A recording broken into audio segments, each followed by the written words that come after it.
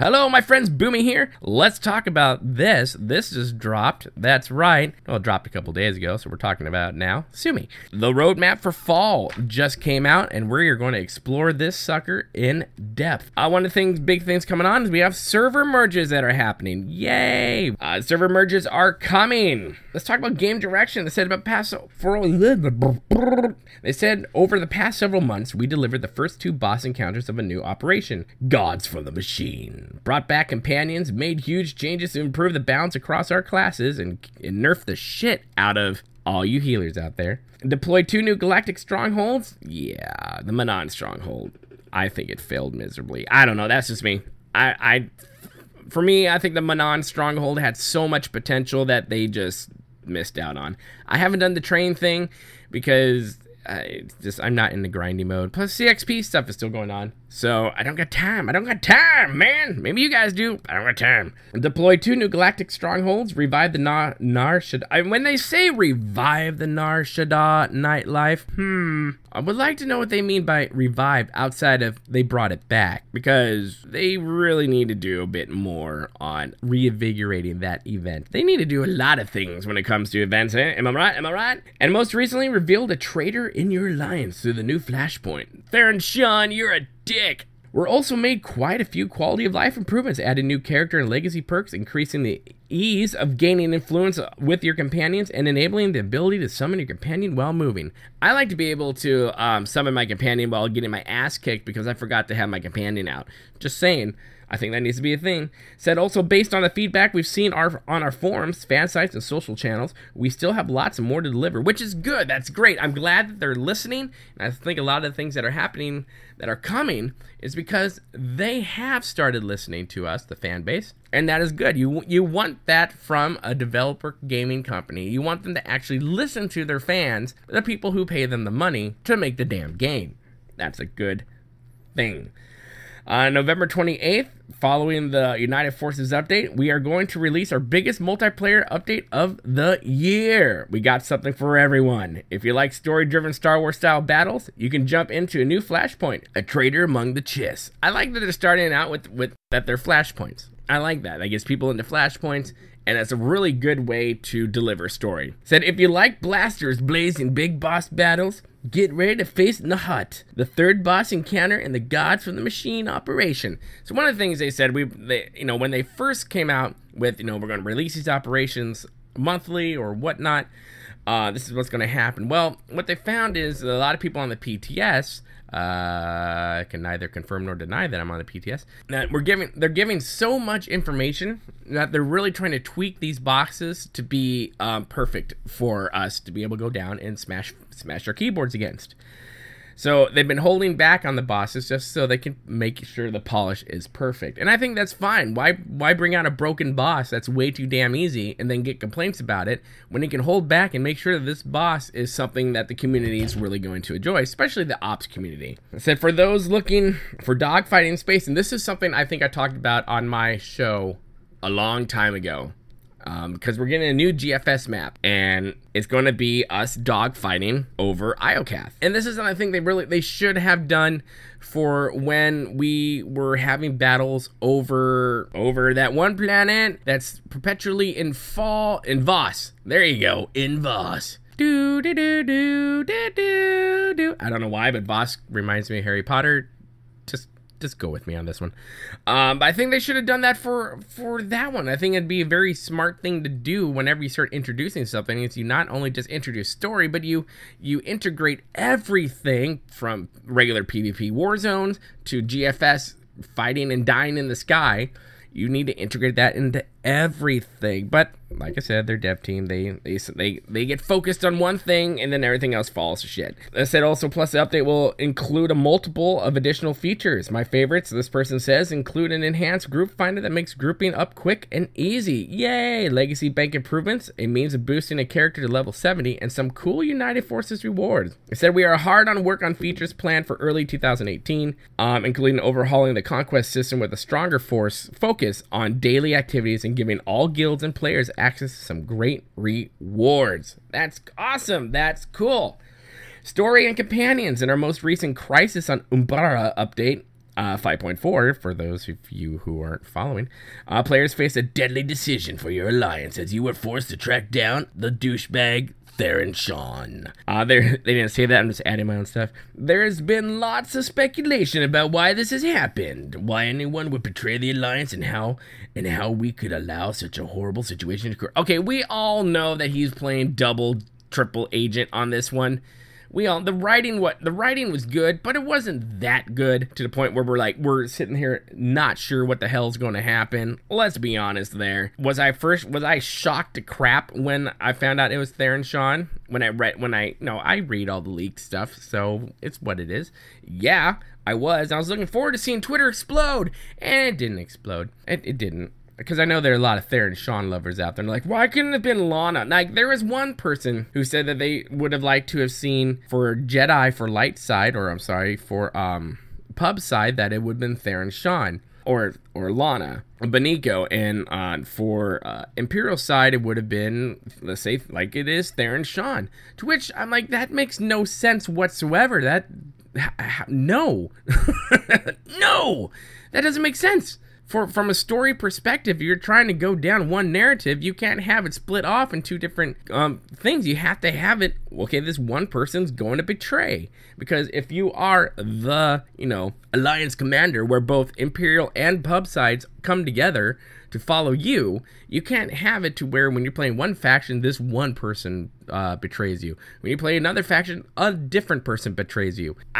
Honestly, you can't have it that way. From someone who writes and someone who puts together plot lines, doing it that way just becomes so convoluted and so messy, it doesn't make sense whatsoever. That's my 2 cents on that one. It says, we know how impactful this has been on you, so perhaps knowing the story transitions to the Chiss on the planet Copero will give you a bit of an insight as to what may happen on November 28th in A Traitor Among the Chiss in 5.6. Although I won't reveal this is Keith talking, I won't reveal where things are going after that, I can confirm that the thrilling conclusion to this chapter of the story is coming early next year on a planet you probably wouldn't expect to return to. I'm gonna say it's Hoth. I'm telling you, it's Hoth. Come on, it's the Chiss, right? Where have we really encountered the Chiss most of all? On Hoth.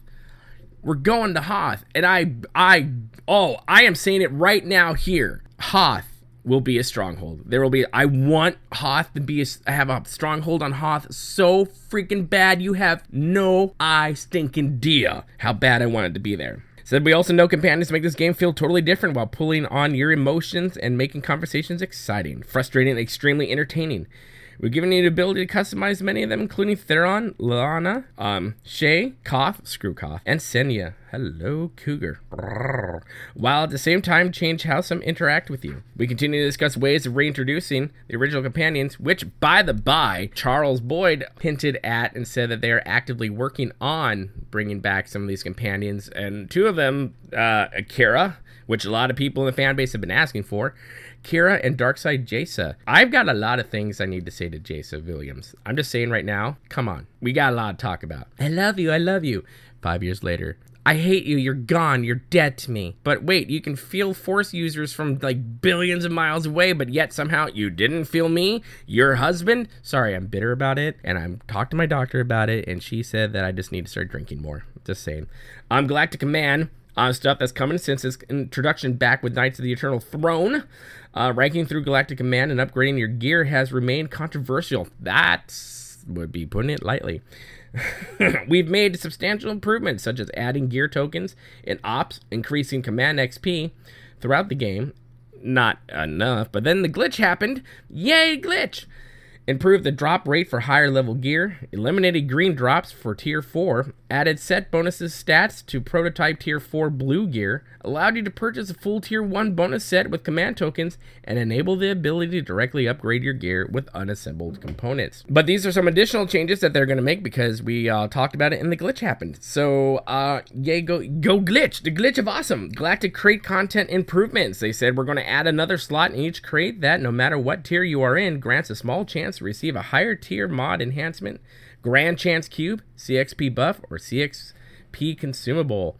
Legacy perk: for each character that reaches command rank 300, we will automatically add an additional 25% bonus CXP to your entire legacy, up to a maximum of 100%. That's freaking awesome. You do not need to purchase the initial 25% perk, but the additional 75% will be free. I'm sorry, you do need to purchase the initial 25% perk, but like they said, the additional 75% will be free. And yes, this perk is retroactive, so you will immediately benefit once we deliver United Forces Foundation. Yeah, baby. Remember, October 10th. CXP for all areas of the game is in review. It says, as some players experience with the planetary daily areas, increased CXP makes us much happier.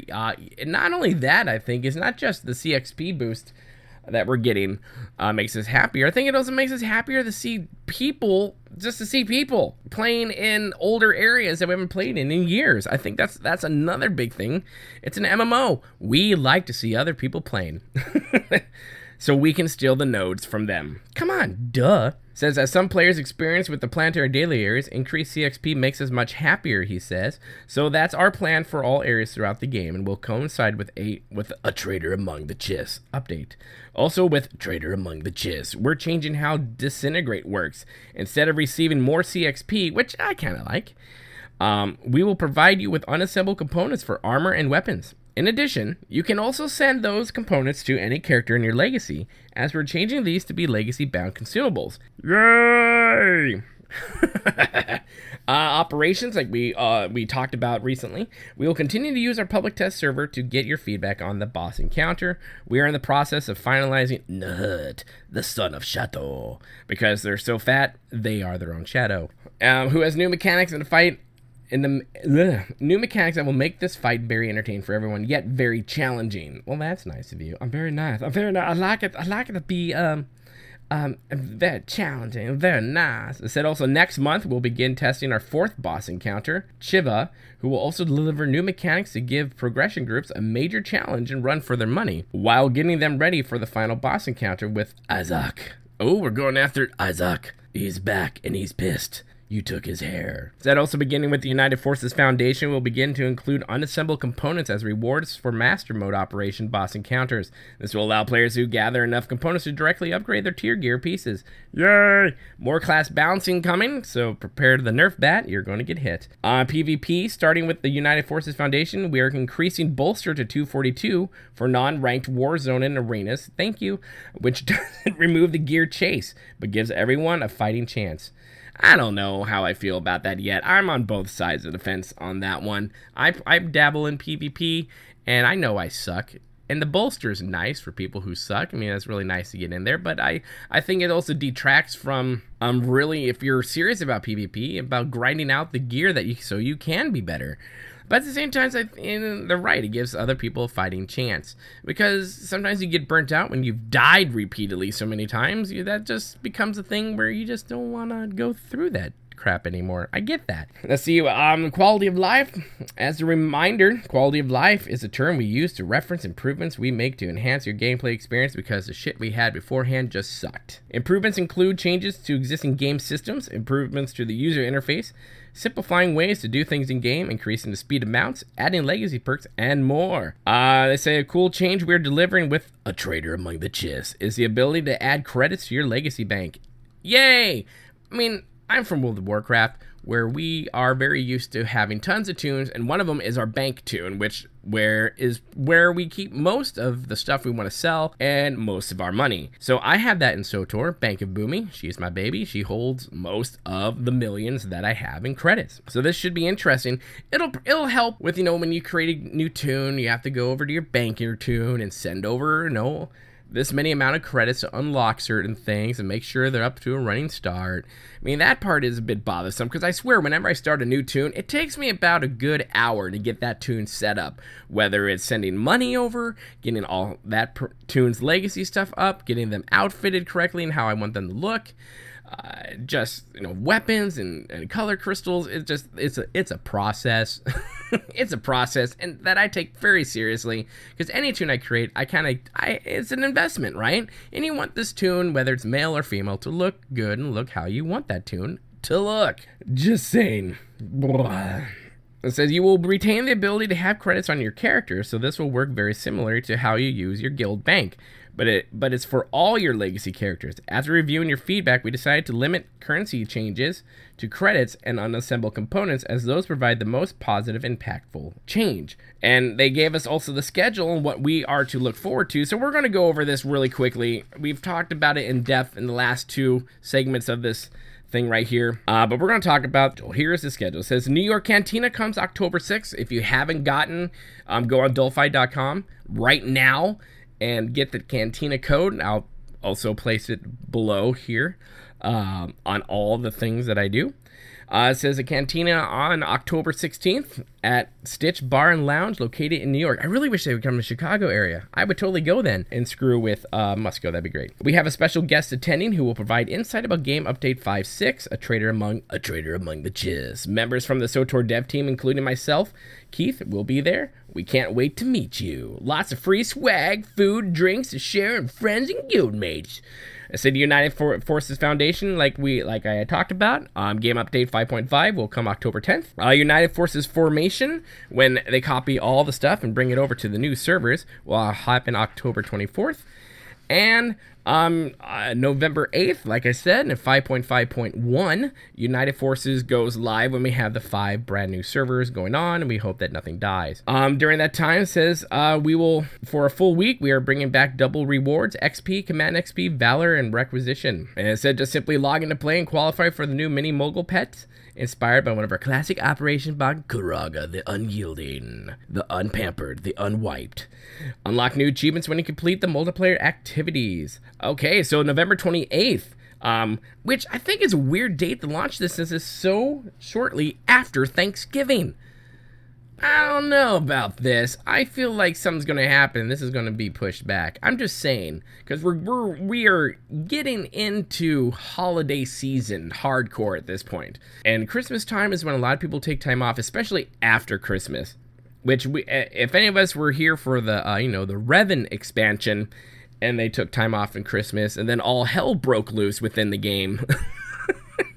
Oh, I remember those days. That was fun. Yeah. So I think that's a really weird date, since it's so shortly after Thanksgiving. But at least we'll have something to do for those people who have the time off. But 5.6, a trader among the chiz. On November 28th, we're going to get the new 3rd boss encounter for Gods of the Machine Op. New flashpoint on Capero. Find out what Theron's been up to with the chest, little douchebag. A new PvP map, a new GSF map set over IOCAV. The group finder revamp, class balance changes, and nerf bats galore. Launch of the legacy wipe currencies, so you can just run around naked in your bed with all your currencies. It's gonna be great. Oh, I can't wait! Bring it, baby! Galactic Command upgrade disintegrate system. Ensign Rania Temple. I totally butchered that name. I apologize. Returns. Yay, Temple. She's cute. In distribution of special United Forces rewards. Yay. And also coming up in 5.6.1 on December 12th is the 6-year SWTOR anniversary. I've been in for 5. At this point, I've been in for 5 years. I missed the mark where I got that cool deco that says, hey, you've been here since the beginning. I missed it by a year. See, also coming out of quality of life changes, which I'm sure they'll elaborate on later. The 6-year anniversary celebration and a Wookiee Life Day celebration begins. Oh, I can't wait for Life Day. Get all to throw all my snow at all the things. I said also look ahead in early 2018. The conclusion to this chapter of the story is coming, where the traitor reveals his true plan once and for all via a new flashpoint. The final bosses and details about Master Mode for Gods from the Machine Operation are coming. An upgraded conquest system, a new daily activity system. Oh, goody, goody, goody, gumdrops. With great rewards, more multiplayer gameplay experiences with PvP and PvE.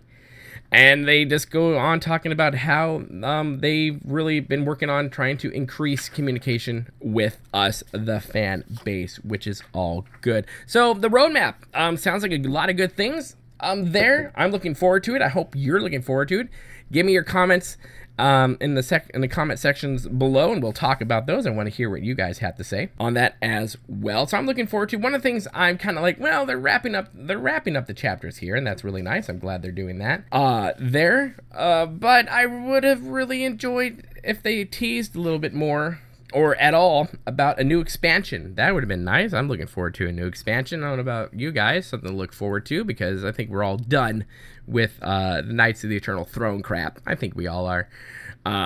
I mean, I think it's cool. I love the storyline. It was great, but they also alluded during the live stream that, yes, we are going to start going back to our former factions, which is good. I'm looking forward to see how that's going to play out, seeing that, you know, you pretty much are the most powerful faction in the world, in the galaxy right now, and how's that all going to work out? And I think that's what a big thing they have going on over there at BioWare too, is like, well, we created this giant story, and now we have to figure out how to get away from it. We created it, oh, it's so giant, now we have to try to figure out how to get away with it to make people happy again. So that's the thing. But my friends, thank you so much, and we'll see you later.